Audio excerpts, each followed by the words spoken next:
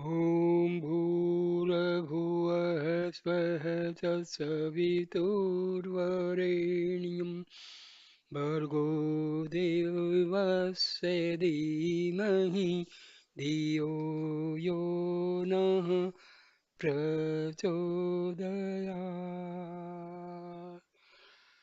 Arunachal Shiva Arunachal Shiva Arunachal Shiva Arunachal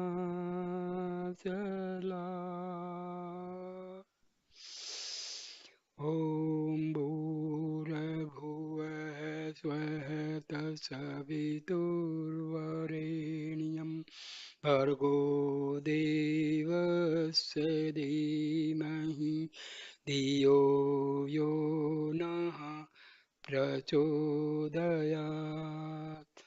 Om Shanti Shanti Shanti. By reciting these mantras, our spiritual level is raised to very high level, and the words come out of this mouth are of very real nature. So, dear friends, today I am giving you a video on Arunachala Akshara Manamalai of Maharishi Sri Bhagwan Ramna.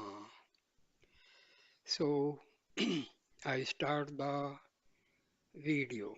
Most of Bhagwan Sri Ramna's compositions were written in answer to a query put, a doubt raised, or a request made by some devotee or other. Some of them came out of him as the expression of an inner urge. He was no author in the ordinary sense of the term. The truth he saw, he revealed to those who wanted to have a glimpse of it. When Sri Ramana was staying at the Virupaksha cave on the Arunachala hill, the devotees who were then with him desired that he should compose a song which they could sing while going out for begging alms. But there was no response then. Subsequently, however, when he was walking round the sacred hill one day with devotees following him, the litany Arunachala Aksarmanamalai, being divinely inspired, welled forth from him spontaneously. Referring to the manner of this composition, he himself later on said that it was not the result of any premeditation or conscious cogitation, but that it came out of his heart unexpectedly and spontaneously. Of the hymns on Arunachala composed by Sri Ramana, the Arunachala Akshara Manamalai was the earliest. The very name Arunachala had fascinated Sri Ramana right from his childhood. It was in search of Arunachala that he had left his home as a lad of 17.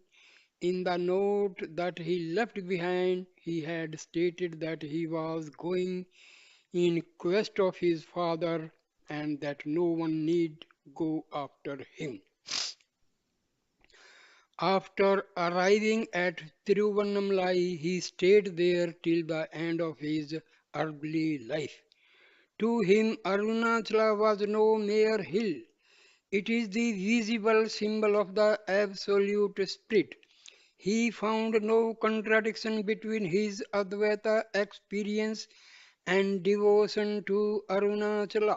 In fact, There can be no opposition between jnana and bhakti at the highest level. That view which holds that there is no place in Advaita for either God or devotion is clearly mistaken. There is an old Sanskrit verse which says that it is by the grace of God that even the inclination towards Advaita comes to a few. What is called God in the language of religion and mysticism is the same as the absolute of Advaita. In bridal mysticism, the devotee considers himself to be the bride of God.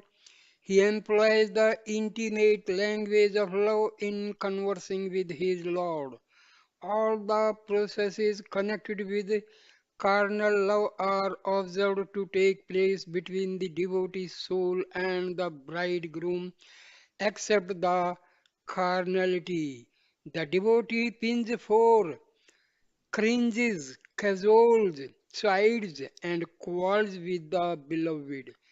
There are courtship, union, separation, and reunion.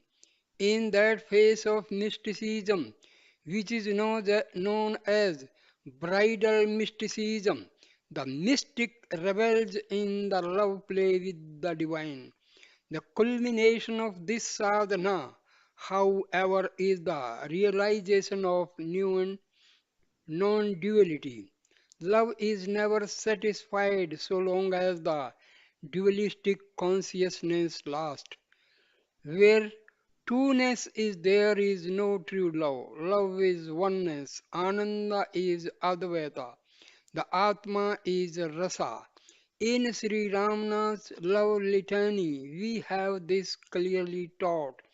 Even in the first verse of the hymn, he speaks of the I am Arunachala experience. When love matures and realizes itself, there is nothing but Arunachala. Arunachala is all is Arunachala. This is the plenary experience which is Advaita.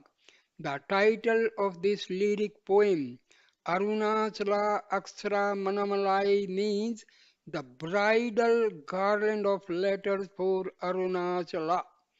Manamalai is the wedding garland which symbolizes the union of the bride with the bridegroom. It also means sweet scented garland.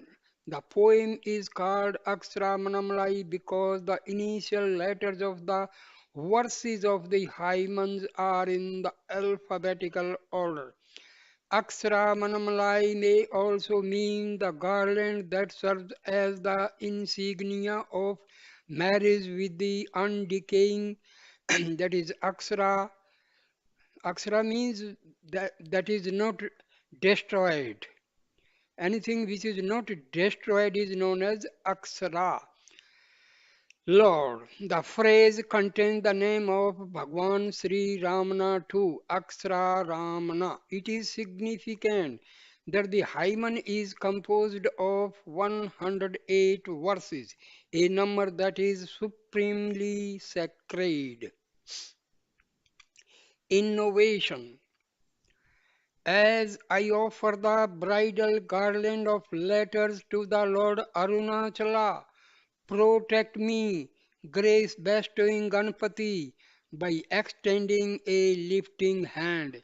This is an invocation to Ganpati, the remover of all obstacles.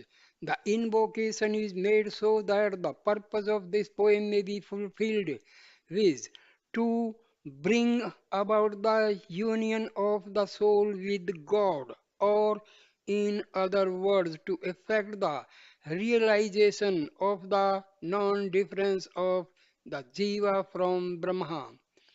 The bridegroom Var is Arunachala. The phrase can also be taken to mean Arunachala Hara. The bride is the devotee's soul. The latter longs to meet the Lord and become one with Him.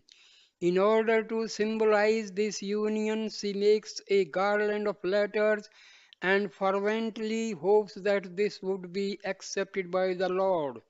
Fearing that there may be obstacles in the way, she prays to Ganpati for success in her mission. Refrain. This is the mantra or theme of this grand litany. It is recited at the end of each verse. Even those who are not acquainted with the verses join in the recitation of this mantra in chorus. The mantra is Arunachala Shiva.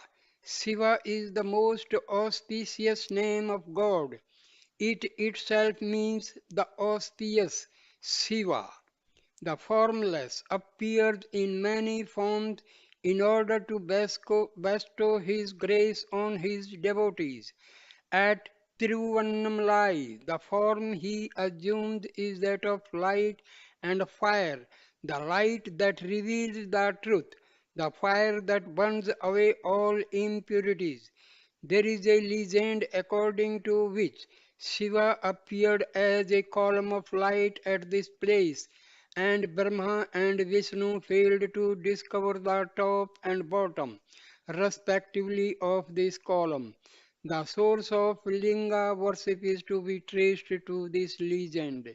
The Linga is the symbol of the luminous Shiva, who has neither beginning nor end. The Arunachala hill is itself a linga of Shiva. It is believed that in Krita Yuga it was a hill of fire, in Treta Yuga a hill of gems, in Dwapara Yuga a hill of gold, and that in Kali Yuga it has become a hill of stone. To mark the association of the hill with fire, a lamp is lit at its top once a year. Arunachala, the fire hill, is the symbol of the immutable reality. To the devotee, Arunachala is the bridegroom. O Arun, now first verse meaning. O Arunachala, thou dost root out the anxiety of those who think I am verily Arunachala. It is God's grace that leads to self realization. The culmination of devotion, bhakti to God lies in the realization of the non dual spirit. Arunachala, the Supreme God, is the self of the so called individual soul. What prevents the soul from realizing this fact is the ego, born of ignorance. The ego, the pseudo I, has usurped the place of the real I. Usurped means it has stolen. The real I, God, the soul, identifying itself with the ego, has estranged itself from God. The purpose of devotion is to remove this estrangement and bring about the recognition of God as the real I.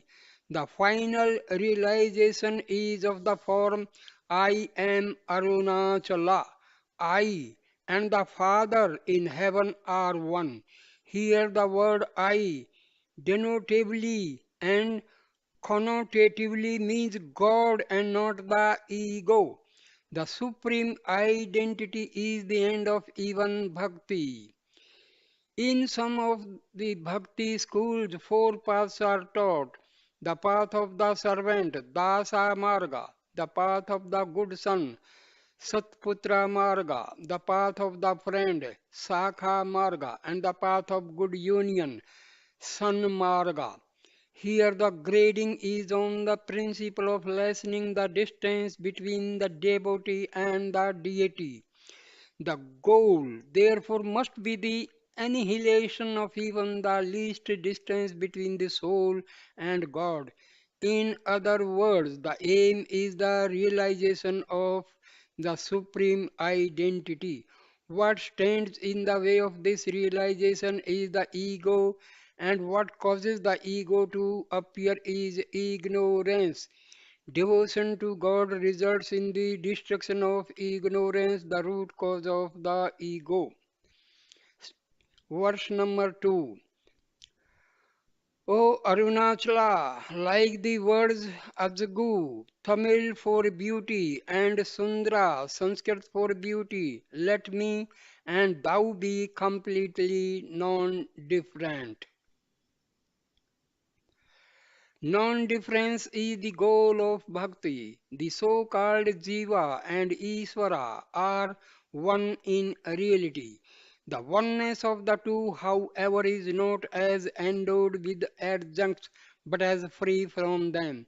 The Jiva's ignorance makes for the difference. When the ignorance is removed, the oneness is realized. Arunachala and the Bhakta, God and soul are not two subspecies determinatis. An example of apparent difference and essential non-difference is given. The Tamil word Asgu means beauty. The Sanskrit word Sundara also means the same. One who knows either language alone may imagine that the two words have different meanings. Most language controversies arise out of ignorance. When one realizes the identical connotation of the two words, one would know that it is evil to be misled by difference in expression. Note. Asgu and Sundra were the names respectively of Sri Ramna's mother and father. Verse number 3. O Arunachala, what a wonder this, that thou didst enter my mind and rescuing me, holdest, holdest me captive in the cave of thy heart. The mind, which is but a cluster of desires,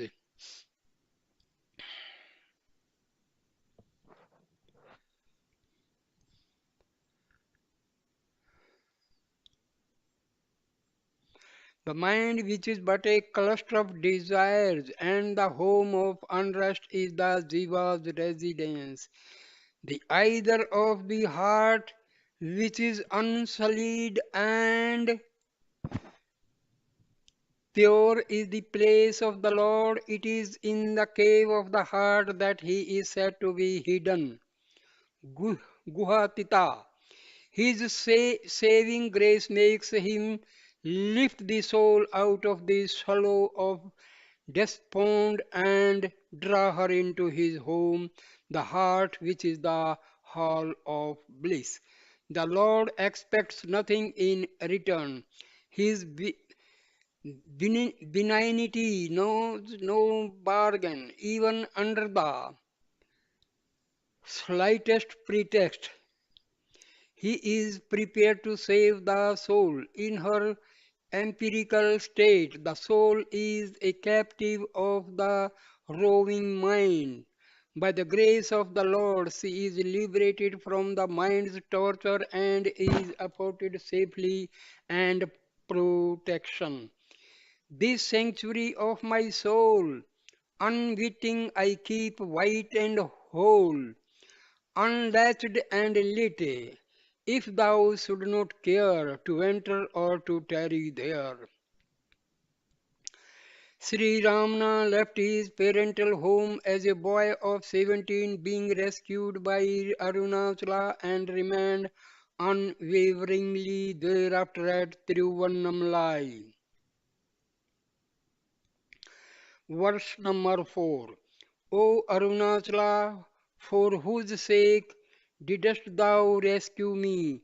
If now thou dost reject me, the world will accuse thee. God saves the soul by bestowing His grace upon her for no purpose of His own. He has nothing to accomplish, no end to achieve. It is for the soul's sake that He rescues her from bondage. Having rescued her, He will protect her forever.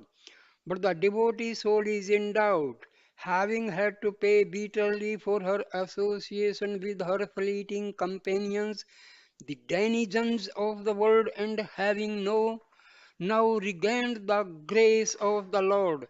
She is apprehensive that divine protection may be withdrawn from her. So she appeals to the good sense of her Lord. Do not reject me, saying, "You are no good, you have this defect and that." Having drawn me unto you, it is not proper that you should send me away. If you desert me, what will be the whole think of you? It will certainly blame you, and you pretty well know that it is interested in blaming you, and is only looking for a chance, at least for the fear of public opinion. You should not be inconstant to me. Verse number 5. O Arunachala, save thyself from this accusation. Why didst thou make me pine for thee, who will hereafter leave thee? The devotee soul is jealous of the reputation of the Lord. She would not bear to think that he, the most compassionate one, should be accused of harshness and desertion. Look at her own plight. If she had not been rescued at all, there would be no problem. She would have continued to enjoy the delights of the world, imagining that they constituted happiness. But the Lord has created in her a taste for the infinite by revealing Himself to her, and she has learned to pine for Him. Even the soul's ability to pine for Him is the result of His grace. Having now been accepted by Him, how can the devotee leave Him? As a Vaisavana saint puts it, addressing the Lord, how can the soul that has taken refuge in your lotus feet, which yield immortality, desire anything else? When the lotus bloom is there filled with honey, the bee will not cast even as much as a glance at the sugarcane stalk. Verse number 6. O Arunachala, thou art one who showers grace which is greater than that of one's own mother. In this, then, thy grace, or such indeed is thy grace. The finest example in the world of love that is pure and unselfish is that of the mother. She is prepared and always ready and willing to make any sacrifice for the sake of her child. The child's welfare is her only concern. She is utterly indifferent to and unmindful of what may happen to herself. To the devotee, God is more than a mother. He is all grace and compassion. Dayamaya, an ocean of unbargaining love. Kripa Jalanidhi. He showers his grace without let or hindrance. He expects nothing from the devotee soul, nor even her allegiance. He creates the cosmos, protects it, and periodically withdraws it in order to enable the soul to progress and eventually gain the greatest possible benefit, that is, liberation. Advert, adverting to the fear expressed in the previous verse. The devotee soul now points out to the Lord that if he were to desert her, it would not be in keeping with his loving nature, which is even finer than that of a mother. So the devotee asks, is this thy grace? Or the words Iduvo Wundrul may be taken to mean, such indeed is thy grace, a grace that is greater than that of a mother. The Lord of the rock temple at Tiruchinapalli bears the name Matru Bhuteswara Thayamanuar, the one who came as the mother. Verse number 7. O Arunachala, be thou firmly seated in my heart so that it may not run away, duping thee. The pranks that the mind plays and the ways that it adopts for deceiving itself are well known. Ordinarily, the mind moves out through the sense channels and gets distracted and dissipated. It is centrifugal in its tendency and allows itself to be dragged in different directions at the same time. The taming of the mind is a hard task. The disciplines that are prescribed in the sacred texts are designed to subdue the mind and make it one pointed. It is easy to perform miracles such as walking on water or sitting on fire, says a Tamil saint. It is easy to accomplish such difficult feats as making the elephant and tiger do one's bidding. But that skill is hard whereby one controls one's mind and sits still. In the Bhagavad Gita, Arjuna complains to Sri Krishna.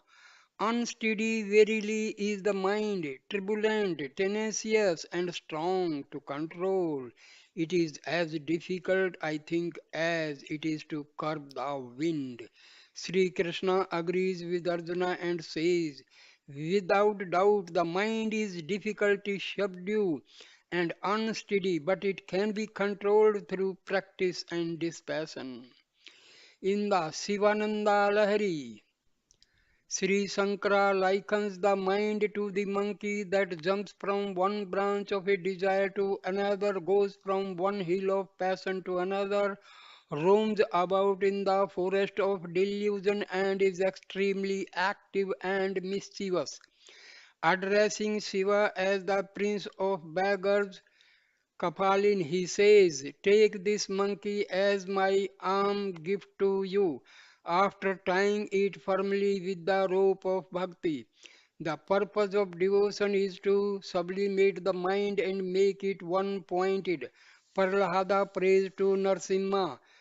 The love that the ignorant bear for the objects of sense, may that love that flows towards you as I contemplate you remain constant without leaving my heart.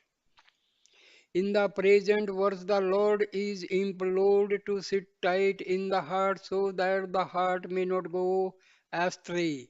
Even the Lord has to be vigilant and keep constant watch over the doings of the heart. The heart may run away if the hold on it is slackened even a little. It is deceitful and may want to deceive even God, deceiving you. If the words are split as Unneye Matri, the phrase would mean changing or transforming even you. Verse number 8.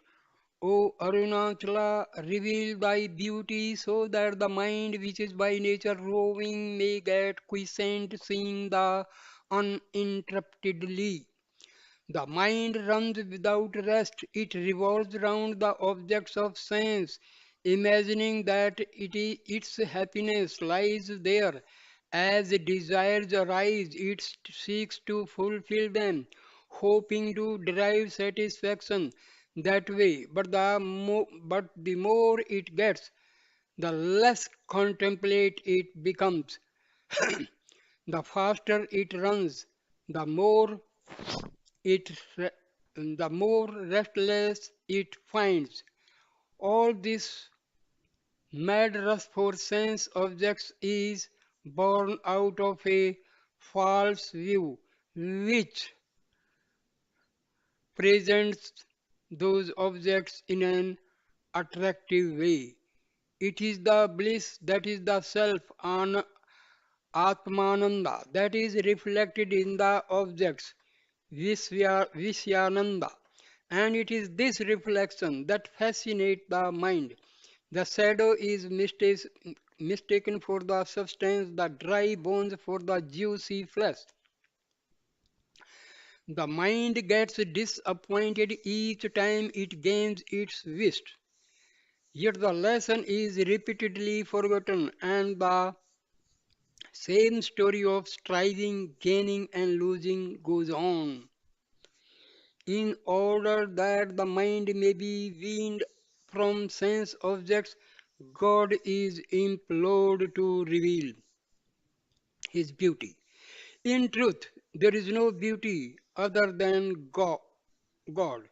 The so called beautiful objects of the world are but pale reflections of the splendor that is God, broken arcs of the perfect orb.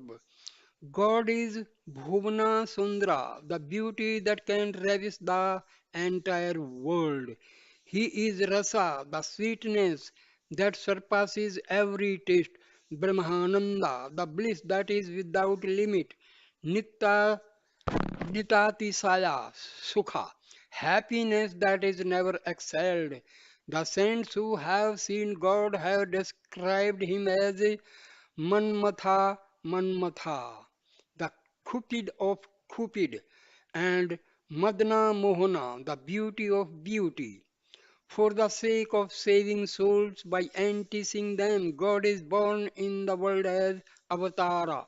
The names of sub-avatars as Rama and Krishna indicate their purpose also, which is to bring delight into the hearts of beings.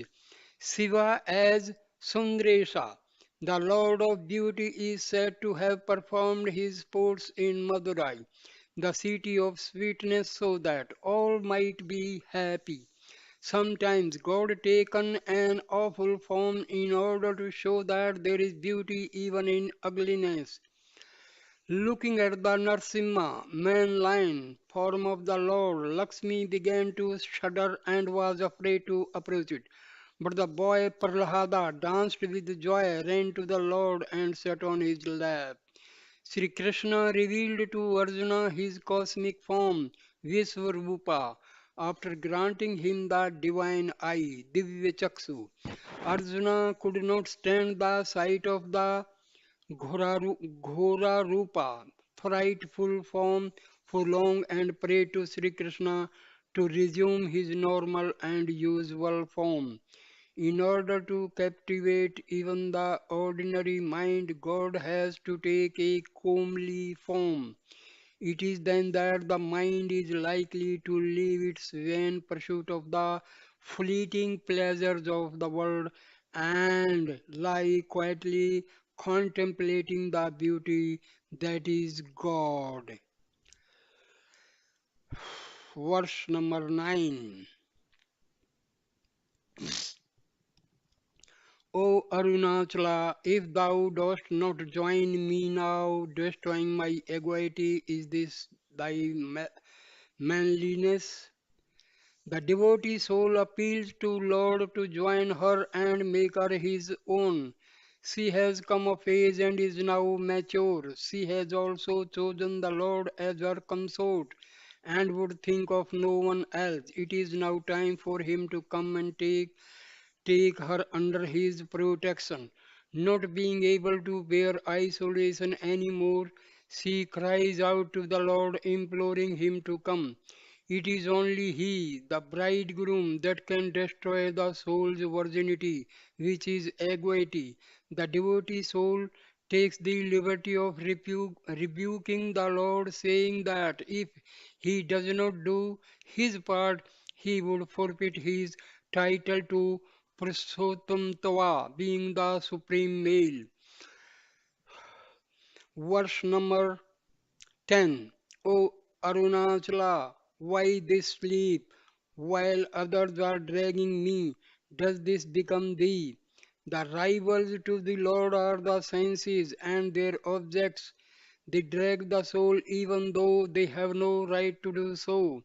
The control over her is illegitimate, belonging to the class of not self as they do. They ought not to get into an alliance with the soul. But the ignorant soul, forgetting her spiritual nature, consorts with the senses and their objects. The latter hold her captive to their whims and fancies. When the soul realizes her sorry plight, she becomes a devotee and remembers that she belongs to the Lord. If she belongs to the Lord, why has he not come to her rescue? Has he gone to sleep? Why should he be indifferent when she is seduced by others? This is not fair. He has all the power and strength required to save her. So she rebukes her Lord.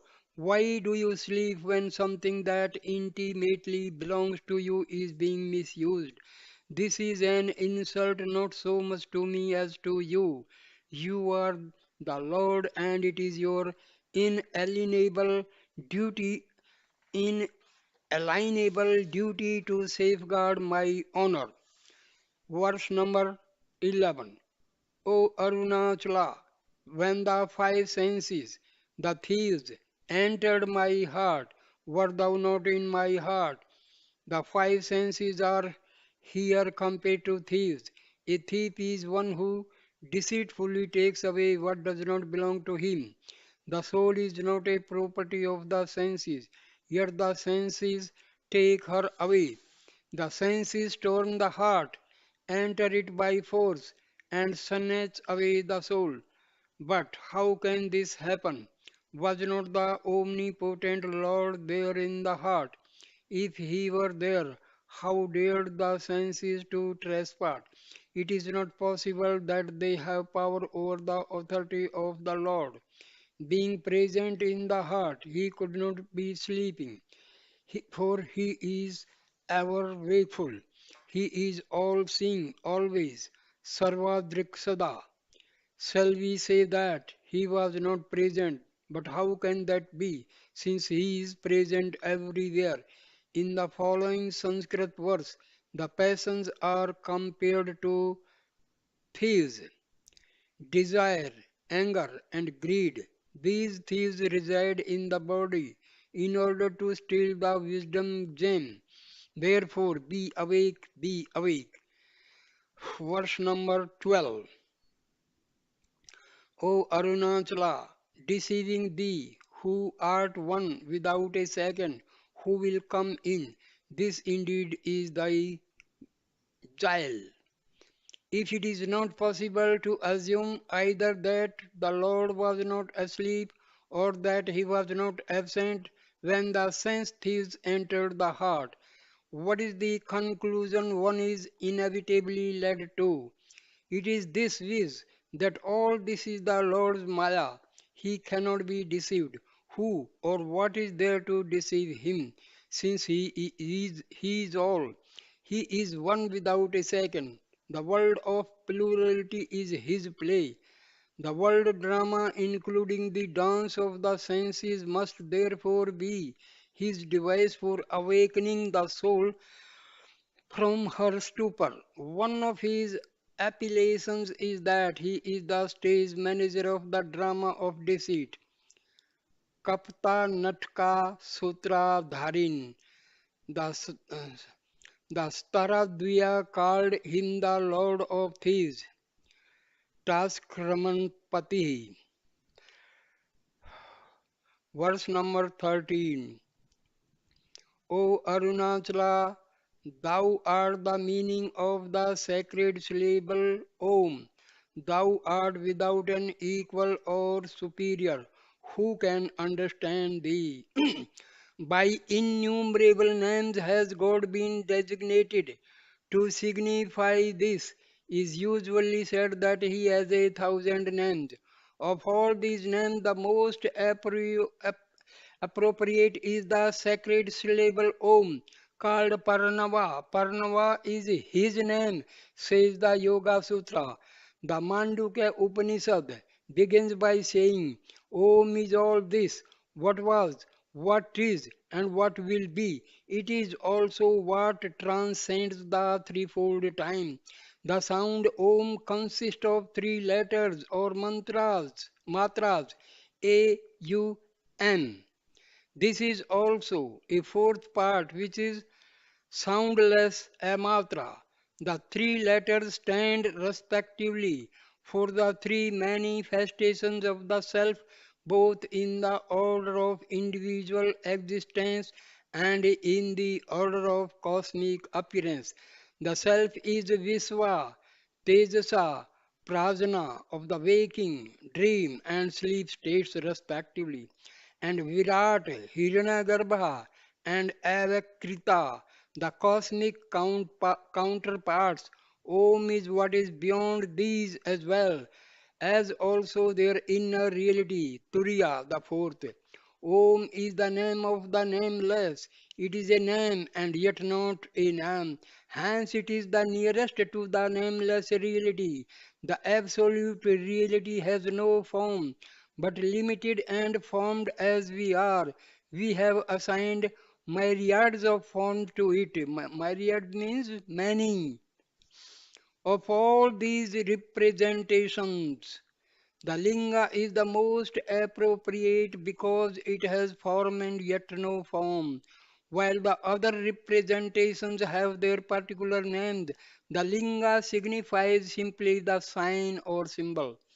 The origin of the linga is traced to the column of light in the form of which God appeared as Arunachala. So the original linga is Arunachala. What linga is among spatial representations of God that Om is among his names. Arunachala is thus the meaning of the sacred syllable Om. Since Arunachala is all, there is nothing that is equal to him, nor anything that is superior to him. He is not one among many, he is the one without a second. Addressing the Lord, Arjuna says in the Bhagavad Gita, there is no one equal to thee. How can there be anyone that is superior? The Vedanta teaches that God or the Absolute is the sole reality. It is not easy to understand this reality. Brahma is that whence speech and mind return, not being able to reach. It is the transcendent reality that defies description. It is that which the mind is powerless to understand, but which yields to mind the power of understanding. It is the mind of mind, the understanding of understanding. Verse number 14. O Arunachala, bestowing on me thy grace like a mother, to redeem me is thy duty. In verse 6, God was described as one who is more than a mother. Here again there is the comparison with mother. A mother's love is the summit of human love. We who approach God from the human angle do naturally apply to Him all that is best and noblest in human nature. Here is a prayer to God, and He should protect His devotee who is His child. God is the universal parent, He is the mother as well as the father. Saving the children is not an optional function of the parent. It is her duty. So the devotee reminds God of what is but his duty, a duty not imposed on him by an external authority, but one which is his own ordinance. The expression Anvaipol may also be taken to mean as on mother, when the interpretation of the text would be this: as you bestowed grace on mother, so bestow it on me too and save me. That is your duty. The reference here is to the story of Parvati gaining half the body of Shiva at Arunachala. Verse 15. O Arunachala, being the eye of the eye, without eye thou seest. Who can see thee see? Of all the sense organs, as the saying goes, the most important is the eye. What light is for the external world, that the eye is for the living individual. The eye is even more important than light, for what is the use of light if there be no eye to see? The eyes may be wide open and in a sound condition, but if the mind be absent, they cannot see.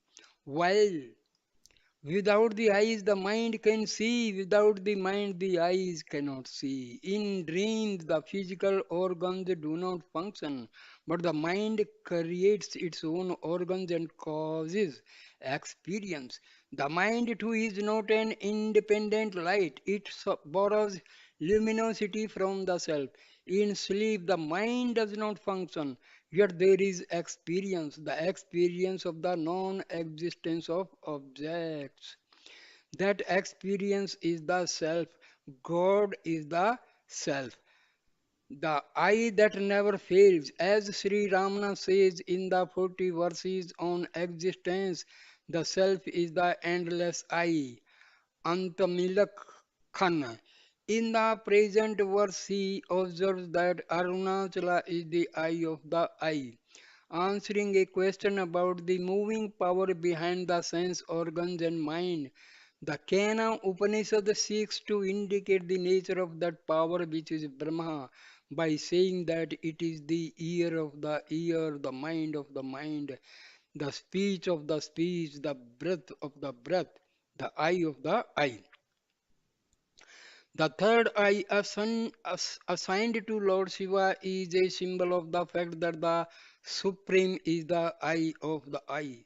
The eye derives its ability to see from God, but God does not depend on the eye for seeing. God sees without the help of the eye. God, the self, is pure experience. He makes all experience possible, but he himself is not an object of experience. Only the conditioned can be experienced. The unconditioned is never an experienced content. Here, Sri Ramana asks, who can see thee? Verse 16. O Arunachala, like magnet which attracts iron, thou shouldst draw me and without letting me go, be in union with me. One of the familiar similes for bhakti devotion is the attraction of iron filings by magnet. This figures as one of the five found in a verse of Shivananda Lahiri. The seeds of the Ankola tree, on falling to the ground, go and attach themselves to the trunk of the tree. The needle sticks to the magnet. The chaste woman thinks constantly of her Lord. The creeper winds itself onto a tree. The river flows unceasingly towards the ocean. When the mind in a similar way remains at the feet of God without moving from there even for a moment, that is bhakti. The point to be noted about the simile of the magnet is that without itself moving, the magnet draws the needle unto itself.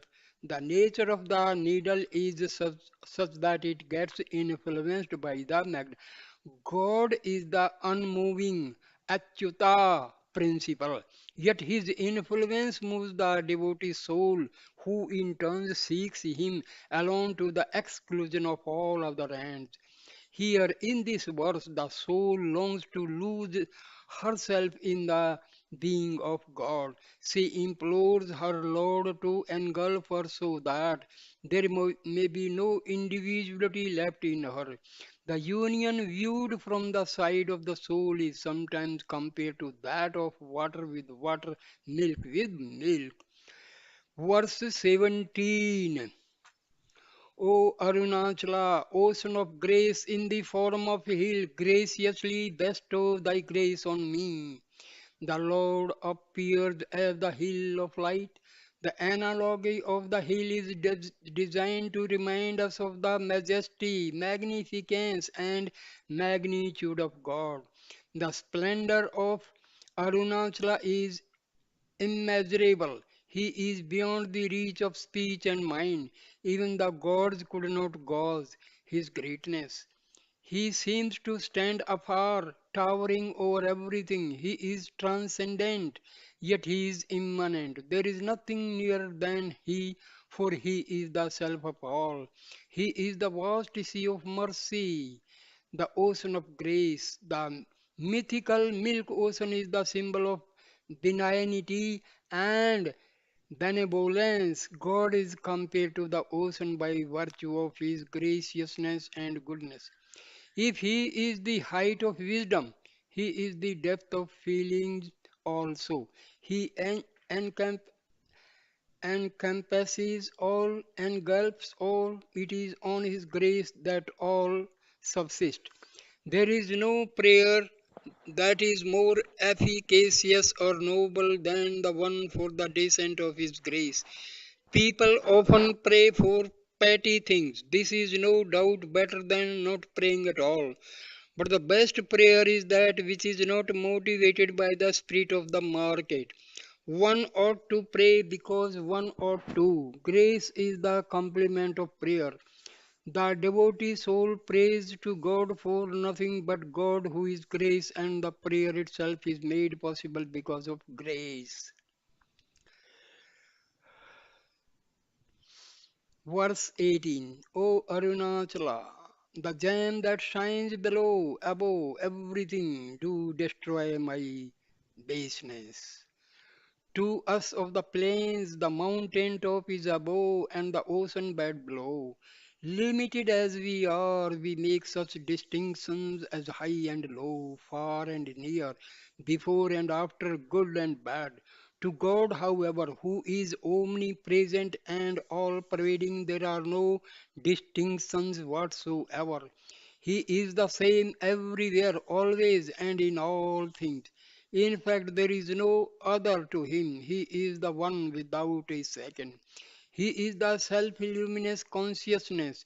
Here the comparison to the luminous gem. Its light does not discriminate between one and another, although it is highly precious. God, the Atma, is Swan is self-luminous. In the words of Upanishad, it is below and above, it is before and behind, it is to the south and to the north. The self is all this. Although the self-effulgent intelligence is always there, we close our eyes and complain that we do not see. Nescience, avidya, blinds us. It is the root of all evil and sin. It constitutes the basic baseness. The devotee soul appeals to God for the removal of avidya. She reminds him of his promise. Surrendering all dharmas, seek refuge in me alone. I will release you from all sins. Do not grieve. Verse 19. O Arunachala, destroying my sins completely, save me by making me good. O thou that signest in the form of the Master, destroy my baseness, pleaded the devotee soul with the Lord in the previous verse. The same plea is repeated here. The basic baseness is nescience with avidya. Here it is referred to as sin or defect. Kutram. Nescience is the root of all other sins. Nescience means ignorance, avidya. Seva Siddhanta enumerates three primary defects of the soul: Annava, Maya, and Karma. In Advaita Vedanta, three generations of defects are often mentioned: avidya, kama, and karma. Karma consists of the deeds that we do and their residual impressions. Desire, kama, is the seed of this. It is in its turn is the result of the wrong identification of the self with egoity, etc., which is nescience, avidya, or ignorance, ajnana. Thus, nescience is the original sin, mula mala. All other sins will vanish only when nescience is completely destroyed. Nescience is compared to the darkness that blinds, the note that binds, etc. Wisdom is the light that will dispel this darkness, the sword that will cut this note. It is by the grace of God that wisdom is gained. Wisdom is the supreme good. To use a saying of Socrates, knowledge is virtue. The natural goodness of the soul is revealed when the defects are removed. God removes the defects functioning as the Guru. The word Guru means the one who destroys the darkness of ignorance. The one who destroys ignorance cannot be himself subject to ignorance. This is God, the Supreme Self, God, Guru, Atma. These are but the different forms of one and the same reality, the reality that as the world teacher is called Dakshina Murti, the truth that is all the pervading like the ether. Verse number 20. O Arunachala, without letting me fall to the wiles of those who are cruel and deceitful, bestow thy grace on me and be in union with me. The world is too much with us. We fall into its wiles, not knowing that that way lies our doom. Our senses drag us away from what is good and permanent, the supreme self. Our mind becomes captive to the passing shows that only distract and demoralizes. The play of Maya deceives us, its agents, the objects spread a net as it were in which we are caught. Having made slaves of us, they harass and wreck us without mercy.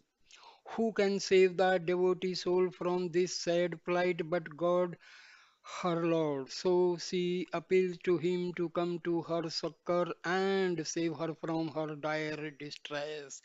If only she could get united with her Lord through his grace, no harm would happen to her. Verse number 21. O Arunachala, although I implore thou as one deceitful, dost not show mercy, saying, do not fear, bestow grace on me. This is praise in the form of blame, Ninda Stuti. It is not that God is deceitful or that he is unmerciful. Arunachala has already been described as the ocean of grace. If the field has not been prepared and if the needs seeds do not sprout, it is not the fault of the gentle rain. The defects residue in the soul prevent the descent of grace. The devotee soul who has turned Godward realizes this fact and prays to the Lord for removal of the defects. In the course of her journey, she becomes impatient sometimes and accuses the Lord for her delay. Let him not even run immediately to the soul to save her. Let him at least give the assurance that she needs no fear. Let him promise her protection from fear. Abhya Pradana. Verse number 22. O Arunachala, bestow thy grace without tarnishing, thy blemishness, fame forgiving without asking. The devotee soul continues to invoke the grace of the Lord. In the case of an earthly Lord, one has often to ask explicitly what one wants from him. For one thing, he may not know what is wanted from him. For another, even if he knew, he may not be able to give it. The characteristic of a finite person is that he has little knowledge and less power. God, on the contrary, is omniscient and omnipotent. He knows the needs of all beings and has the power to satisfy them. Such indeed is his greatness. If he does not now come to the succor of the pining devotee soul, what will happen to that greatness? What will people think of Lord? Will they not either belittle his knowledge or accuse him of heartlessness? So, at least to safeguard his reputation, he should shower his grace on the devotee soul. Verse number 23. O Arunachala, grant thy grace that I may become mad with joy drinking thee, the genuine juice as from a fruit on the palm of one's hand. The fruit on the palm of one's hand is the usual simile for anything that is crystal clear and has been attained without doubt. The fruit that is ordinarily mentioned in this connection is the amalca, Amblic myrobalan. In the present context, however, a fruit like the grape would be more appropriate. God is compared to fruit juice because of his delight giving nature. He is the supreme essence, rasa. The Taittiriya Upanishad declares the essence is he. Having obtained the essence, one becomes happy. Who can breathe in or breathe out if this happiness in the heart ether were not? And it is He that brings in happiness. Verse number 24. O Arunachala, determined as thou art to kill thy devotees, how am I to survive after embracing thee? The goal of Advaita mysticism is the identity realization, which means the transcendence of even the devotee-devoted relationship. This is the significance of the sentiment that God is determined to kill his devotees. The ego of the devotee is totally destroyed by God's grace. Thereafter, how could difference exist? Although we speak of spiritual marriage, there is good deal of difference between what we know as marriage and spiritual union. In the latter, there are no two entities, while the former requires two. There is no individuality left in the devotee soul after the divine embrace. The act of embracing the divine is a process of self noting. Sureswara in his Brihadvartika makes the sage Yajnavalkya address the following verse to his wife Maitreyi. Impelled by her great love for Shiva, Parvati wrought herself into half his body, but you long for gaining the whole of my being with your whole self. Verse number 25. O Arunachala, thou art without anger and art endowed with all auspicious qualities. For thee to accept me as this target, what meritorious deed have I done, or what offense have I committed? God, the Absolute, has no qualities, but if qualities should be assigned to God, nothing that is despicable or evil can be attributed to him. For purposes of worship, he is regarded as endowed with all auspicious qualities. Passions such as anger, etc., do not belong to him. In our ignorance, we may imagine that God's act of destruction is born of his anger. But those who know the truth know that world destruction is the most benevolent act of God. As sleep is to the individual soul, so is cosmic dissolution to the entire creation of the Trinity of Godhead. The function of destruction is associated with Rudra, Shiva, and consequently some are inclined to characterize Rudra as the angry god. This, however, has no justification. Rudra is Shiva, the most auspicious and blissful divinity. In the august presence of Arunachala Shiva, the devotee soul realizes her imperfection. Yet, if she should have received the grace of Shiva, it must be that she feels due to some past merit. Divine grace is not measured out in accordance with the desire of the soul. If that were so, it would cease to be grace. All that God waits for is the proper attitude of receptivity on the part of the soul. When the soul has become mature in this sense, grace descends on her and transforms her. She then becomes God's target. The expression Korean Sedan may also be taken to mean what offense have I committed? then it would be praise in the form of blame, ninda, stuti. The devotee soul tells the Lord, what is the offense that I am guilty of? Why is it that you have chosen me as your target for destruction? So I stop the video here. Thank you for watching and listening this holy scriptures Akshara Manamalai. Please subscribe my channel. Thank you, my dear friends. Arunachala Shiva, Arunachala Shiva, Arunachala Shiva.